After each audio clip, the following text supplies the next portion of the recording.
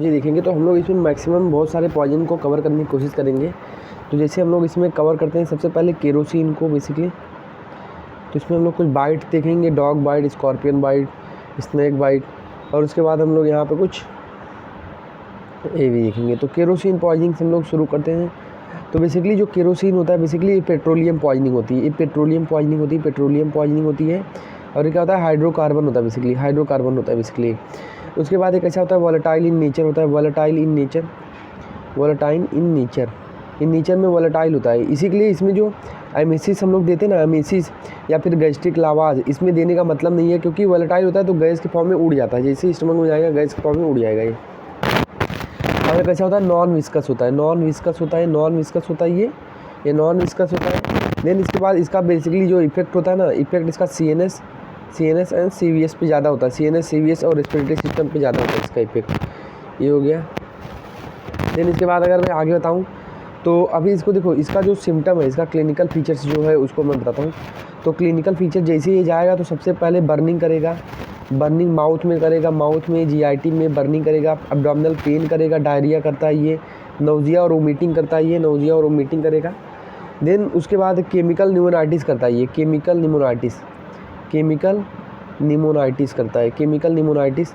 तो chemical pneumonitis करता है। और उसके बाद क्या करता है, पल्मोनरी एडिमा करता है, पल्मोनरी एडिमा। ये बेसिकली पल्मोनरी एडिमा क्यों होता है, बेसिकली कैसे क्या होता है कि पल्मोनरी एडिमा होने का रीज़न क्या होता है कि यहाँ पे जो ये सरफेक्टेंट बनते हैं ना अपने लंग्स में, सरफेक्टेंट को डैमेज कर देता है। सरफेक्टेंट का काम क्या होता है, बेसिकली जो एल्वेलाई है उसके सरफेस टेंशन को क्या करना, उसके सरफेस टेंशन को डिक्रीज करना। पर अगर सरफेक्टेंट को डैमेज कर देगा तो क्या होगा, सरफेस टेंशन क्या होगा, ये हो जाएगा। तो यहाँ पे लंग कोलैप्स हो सकता है, क्योंकि अगर सरफेक्टेंट को डैमेज कर दिया तो सरफेस टेंशन इंक्रीज हो जाएगा, तो सिकुड़ जाएगी अपना ये एल्वेलाई, तो क्या होगा, लंग कोलैप्स हो जाएगा और पल्मोनरी एडिमा हो जाएगा, और ये होगा। तो यहाँ पे और क्या करता है, ऑक्सीजन के डिफ्यूजन को भी डिक्रीज करता है, तो ये हो गया। देन इसके बाद हम लोग आगे देखते हैं, तो अभी देखो इसमें क्या है, CNS में इसमें क्या क्या होता है, CNS में इसमें क्या क्या होता है बेसिकली। तो यहाँ पे CNS में बताऊँ तो यहाँ पे CNS में क्या होता है, कोमा होता है, कन्वर्जन करता है, कोमा कन्वर्जन करता है। CVS में क्या करता है, अरिथमिया कर देता है, अरिथमिया का मतलब होता है इरेगुलर हार्ट बीट, अरिथमिया का मतलब होता है इरेगुलर हार्ट बीट। और यहाँ पे ये जो अगर उसके बाद लोकल में क्या क्या इसका है, ये लोकल डैमेज करता है, गैस्ट्रिक में नौजिया, वोमिटिंग, बर्निंग सेंसेशन ये सब कराता है ये। और कफिंग भी होती है, अगर लंग में गया तो वहाँ पे वो कफिंग भी कराता है, कफिंग और चोकिंग हो सकता है, कफिंग और चोकिंग हो सकता है वहाँ पे, कफिंग एंड चोकिंग में अकर। उसके बाद हम लोग देखते हैं कैरेक्टरिस्टिक इसका ऑर्डर होता है। उसके बाद हम लोग इसमें देखते हैं इन्वेस्टिगेशन। तो हम लोग यहाँ पे चेस्ट एक्सरे कराते हैं, पर 4 से 6 घंटे बाद, जो पिया है केरोसिन उसके 4 से 6 घंटे बाद कराते हैं हम लोग। और हम लोग ABG कराते हैं, आर्टेरियल ब्लड गैसेज। तो हम लोग यहाँ पे O2 और CO2 का लेवल यहाँ पे चेक कर देते हैं। और यहाँ पे हम लोग इसमें सिर्फ सिम्टोमेटिक ट्रीटमेंट देने का है। और इसमें सिर्फ एक कॉमन किसमें होता है, बेसिकली बच्चे में होता है। तो सिम्टोमेटिक में जैसे A-B-C इसको मेंटेन करता है, एयर वे ब्रीदिंग सर्कुलेशन मेंटेन करना है। उसके बाद यहाँ पे हम लोग ब्रोंकोडायलेटर दे सकते हैं, सल्ब्यूटामॉल वगैरह हम लोग इसमें दे सकते हैं। एयर वो को कैसे सक्शन से हम लोग मेंटेन करेंगे, ब्रीदिंग को हम लोग कैसे मेंटेन करेंगे, O2 वेंटिलेशन से, और IV कैनुला लगा देंगे, सर्कुलेशन में IV कैनुला लगा देंगे। सर्कुलेशन कैसे मेंटेन, IV कैनुला से। याद रखना, नो चारकोल, नो गैस्ट्रिक लावास, ये सब हम लोग को कुछ भी यूज नहीं करना है। और अगर कोई भी एंटीबायोटिक, कोई भी स्टेरॉइड नहीं देना है। अगर कन्वर्जन हो रहा है तो हम लोग को डाइजीपाम लोग दे देंगे, डाइजीपाम। तो डाइजीपाम हम लोग दे देंगे कन्वर्जन में। तो कन्वर्जन में हम लोग क्या देंगे, डाइजीपाम दे देंगे, याद रखना, कन्वर्जन में हम लोग डाइजीपाम दे देंगे। और अगर अरिथमिया हो रही है तो याद रखना हम लोग को यहाँ पे अरिथमिया हो रही है तो एड्रेनलिन नहीं देने का है, एड्रेनलिन नहीं देने का, क्योंकि ये ऑलरेडी अरिथमिया कराता है। तो इसमें एड्रेनलिन हम लोग को नहीं देने का है, और ख़राब उसकी अरिथमिया उसकी और ख़राब हो सकती है अगर हम लोग इसको एड्रेनलिन दे दिए तो ये अपने को ध्यान रखने का है।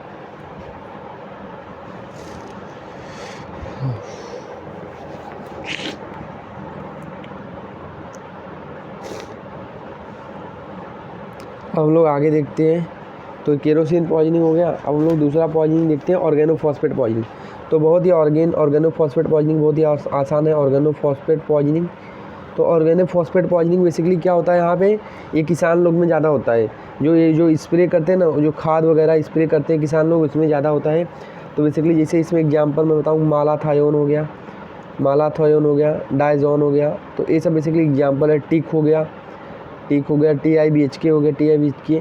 तो ये सब बेसिकली इसके क्या है, एग्जाम्पल है। तो एक खास चीज रखते हैं। तो क्या हुआ बेसिकली, ये एक्सीडेंटल पॉइजनिंग होती है। और जो केरोसिन है बेसिकली वो भी एक्सीडेंटल, बच्चों में एक्सीडेंटल पॉइजनिंग मिलनी होती है, ये भी एक्सीडेंटल पॉइजनिंग होती है मिलनी, कभी कभी होमिसाइडल भी होती है।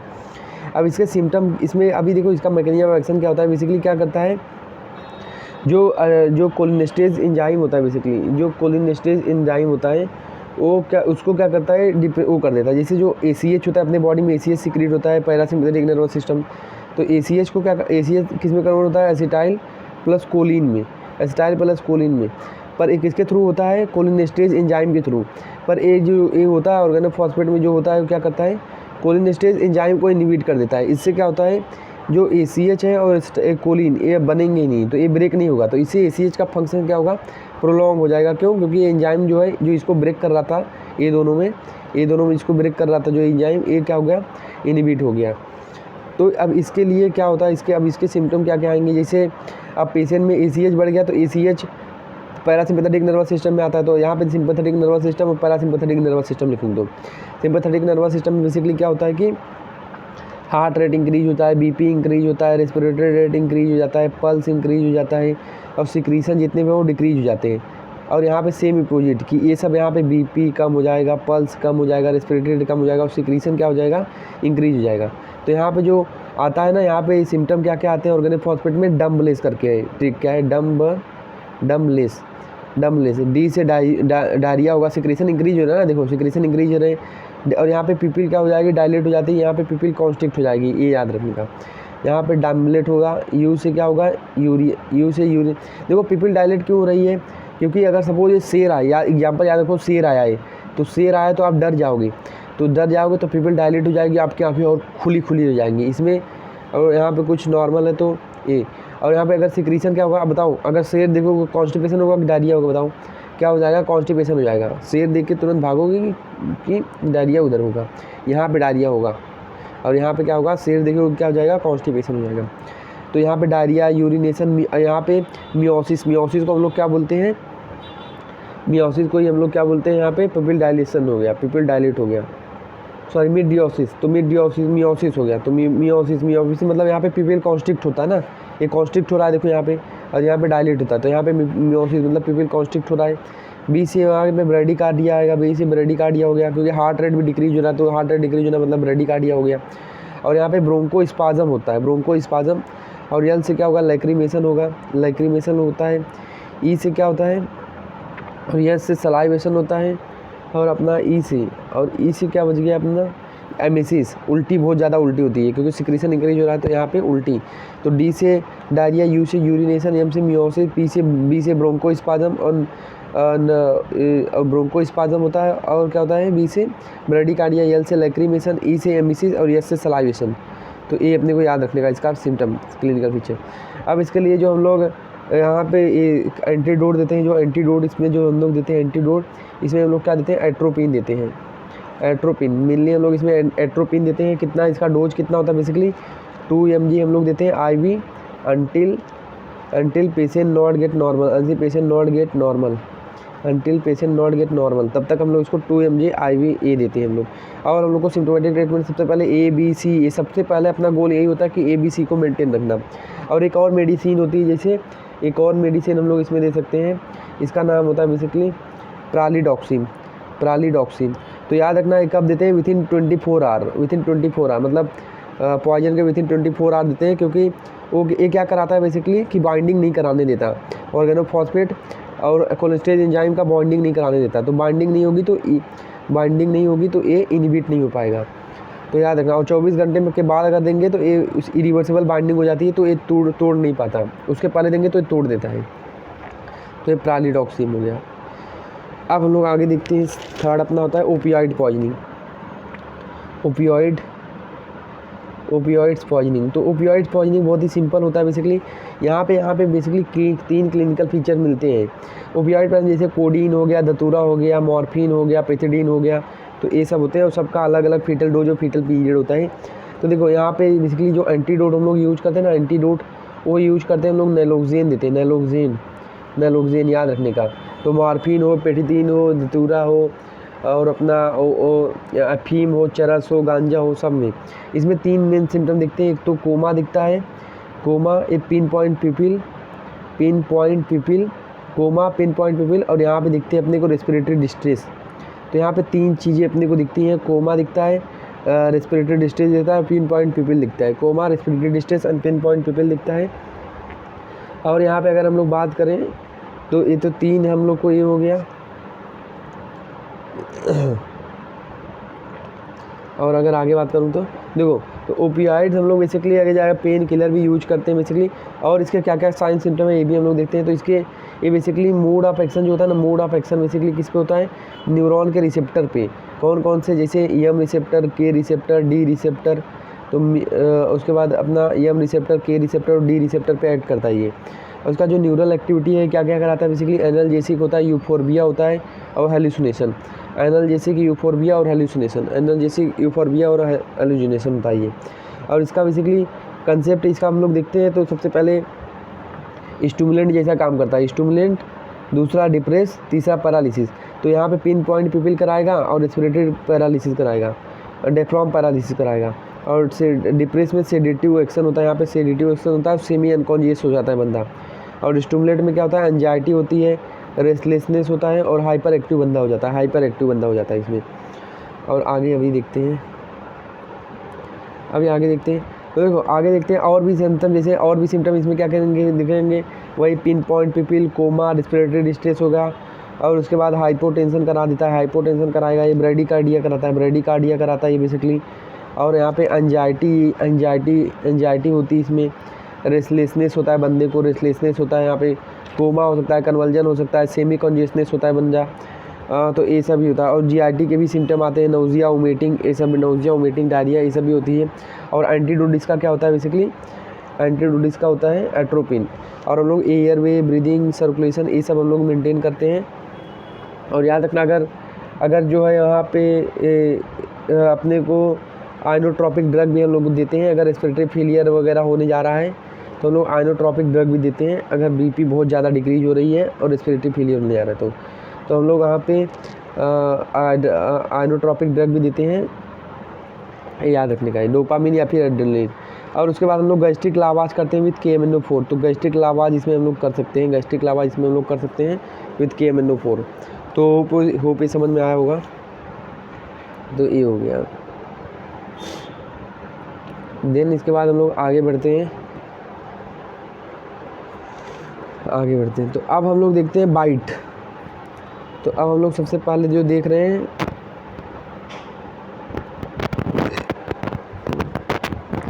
तो क्यों ना बाइट का मैं अलग वीडियो बनाऊंगा, अलग उसका पोस्ट करता हूं, तो इसको अलग उसको वो करूंगा इसके नेक्स्ट वीडियो में। मैं अभी जो बता दे रहा हूँ, धतूरा बता रहा हूँ, धतूरा। तो हम लोग धतूरा के बारे में थोड़ा सा पढ़ लेते हैं।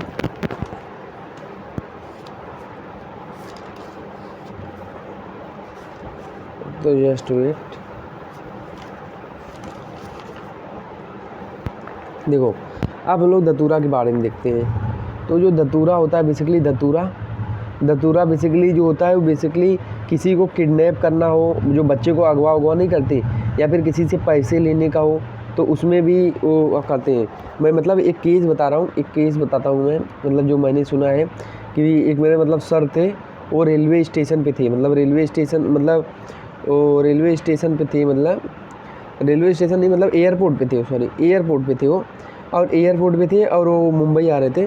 तो बेसिकली क्या था कि उन्होंने किसी ने उन्हें क्या किया, चाय पिलाया, किसी ने उन्हें चाय पिलाया।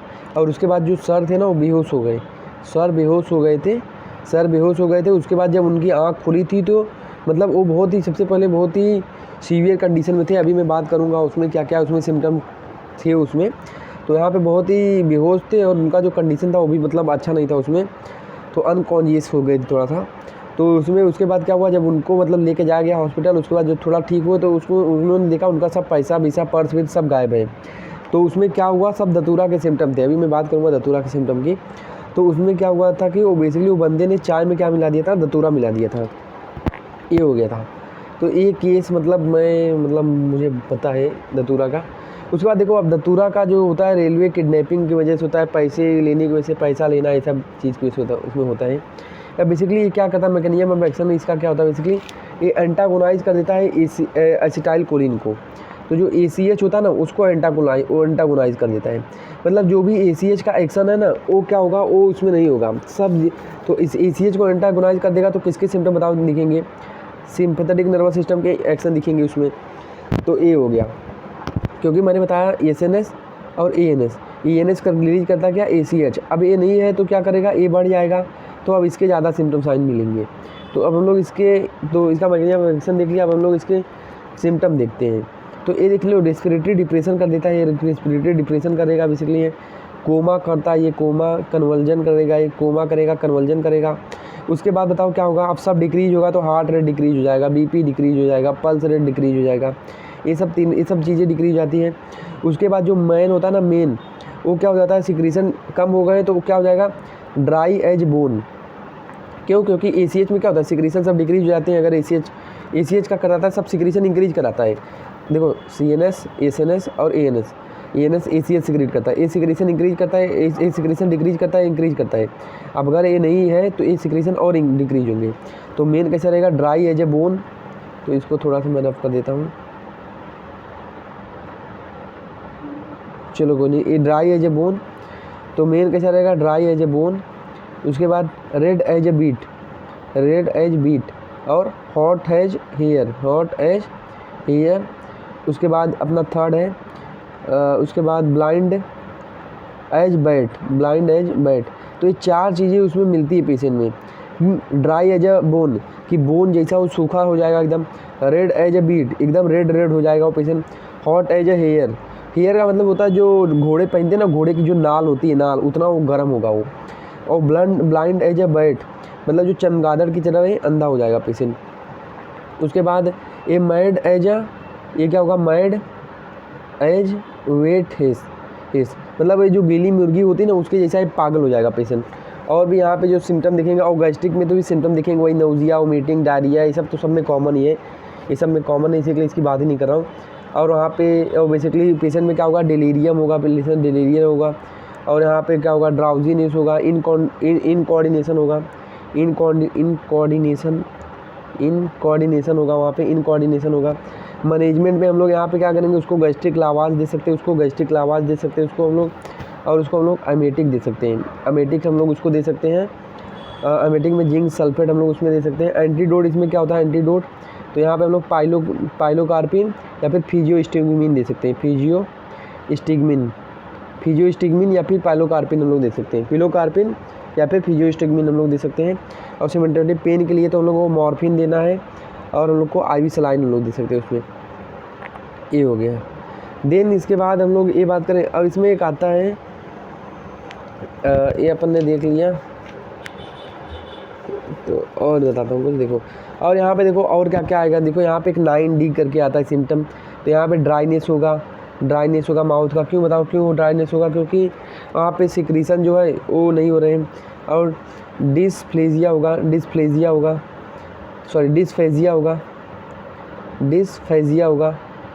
मतलब डिफ़िकल्टी इन सॉल्विंग होगी।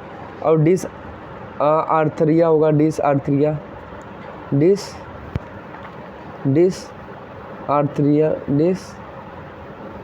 होगा। क्यों, क्योंकि उसको डिफ़िकल्टी इन स्पीच। क्यों, क्योंकि वहाँ पे सिक्रीशन सलाइवा का नहीं हो रहा है। तो देखो अगर सलाइवा का सिक्रीशन ना हो तो बहुत ही डिफ़िकल्ट हो जाना है, बोलने में डिफ़िकल्टी हो जाती है। और यहाँ पे डिस्टेंशन ऑफ ब्लैडर होगा, डिसयूरिया होगा। क्यों, क्योंकि सिक्रीशन डिक्रीज हो रहे हैं। और यहाँ पे पिपिल क्या होगा, पिपिल डायलेट हो जाएगी। तो यहाँ पे देखो सब सिम्टम जो है डी वाले मिल रहे हैं। और डिमिनेशन ऑफ और स्किन ड्राई हो जाएगी, स्किन ड्राई और हॉट हो जाएगी, डिलीरियम होगा, पेशेंट को डिलीरियम होगा। तो ये सब जो डी है ये सब मिलेंगे, तो ये सब ध्यान रखने का, डी याद रखने का। तो ये हो गया। तो डी में क्या है, ड्राइनेस हो जाएगी, डिसआर्थरिया होगा, डिस्प्लेजिया होगा, डिसयूरिया होगा। अब हम लोग एक और बात करते हैं, यहाँ पे मेन कंसेप्ट बात करते हैं। सपोज कोई पेशेंट आता है ना और अपने को पता ही नहीं चल रहा है कि उसको क्या हुआ है, पेशेंट को पता ही नहीं क्या हुआ, तो हम लोग उसमें क्या करते हैं, तो एक कॉमन ट्रीटमेंट बताता हूँ जो अपन यूज कर सकते हैं, जो हम लोग दे देते हैं उस पेशेंट को। तो उसको हम लोग बोलते हैं कोमा कोकटेल। तो कोमा कॉकटेल बेसिकली क्या होता है कि हम लोग पता ही नहीं है क्या है उसको, क्या साइंस हमने लिखा है, पता ही नहीं क्या उसको कौन सा पॉइजनिंग हुआ है। तो हम लोग क्या करते हैं इसमें कोमा कॉकटेल में 100 ml दे देते हैं 50% ग्लूकोज 100 ml दे देते हैं, प्लस हम लोग दे देते हैं 100 mg थायामीन 100 mg थायामीन दे सकते हैं 100 mg थायामीन दे सकते हैं, प्लस 2 mg नेलोक्सेन 2 mg नेलोक्सेन दे देते हैं। तो एक होता है कोमा कॉकटेल। ये 100 ml हम लोग ने क्या दिया, ग्लूकोज दे दिया, 100 mg थायामीन दे दिया और 2 mg क्या दिया, नेलोक्सेन दे दिया। तो ये हम लोग उसमें दे देते हैं। तो होप मतलब ये समझ में आया होगा। तो हम लोग ने इसको देख लिया ये होता क्या है। तो धतूरा हो गया अपना। इसके बाद जो मैं बात करूँगा ना, वो बात करूँगा डॉग बाइट की, स्नेक बाइट की, स्कॉर्पियन बाइट की। तो ये 3 वीडियो आएगी, 3 वीडियो रहेगी, एक ही में रहेगी, dog bite, skin bite, scorpion. उसके बाद रहेगा हैवी मेटल पॉइजनिंग बताऊंगा, हैवी मेटल पॉइजनिंग बताऊंगा। इसके बाद आज एक लेक्चर हैवी मेटल पॉइजनिंग में होगा और एक होगा कार्बन मोनोऑक्साइड पॉइजनिंग के बारे में होगा। तो आज ये तीन चीज़ें साथ रहेंगी और ये 3 चीज़ें साथ रहेंगी। तो 2 वीडियो और आएगा आज, तो इसमें हम लोग इसको कवर करेंगे। अगर यार एफर्ट अच्छा लग रहा है तो यार प्लीज़ चैनल को सब्सक्राइब कर देना यार। अगर अच्छा लग रहा है तो, अगर लग रहा है कि फ़ायदेमंद है तो प्लीज़ चैनल को सब्सक्राइब कर देना। तो हम लोग अभी मिलते हैं नेक्स्ट वीडियो में।